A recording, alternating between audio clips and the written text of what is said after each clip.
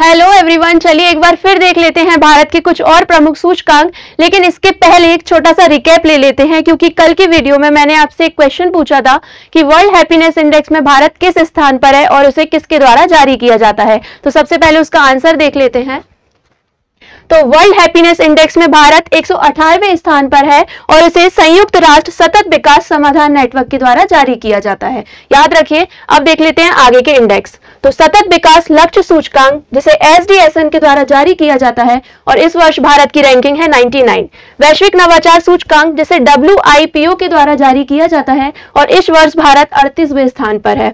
जलवायु परिवर्तन प्रदर्शन सूचकांक जिसे जर्मन वॉच के द्वारा जारी किया जाता है और इस वर्ष भारत 10वें स्थान पर है। क्लाइमेट रिस्क इंडेक्स जिसे जर्मन वॉच के द्वारा ही जारी किया जाता है और इस वर्ष भारत 6वें स्थान पर है।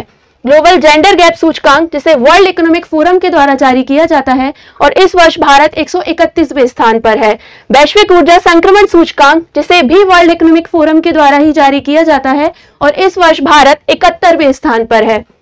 सस्टेनेबल ट्रेड इंडेक्स जिसे हिंड्रिच फाउंडेशन एंड IMD के द्वारा जारी किया जाता है और इस वर्ष भारत की रैंकिंग है 23।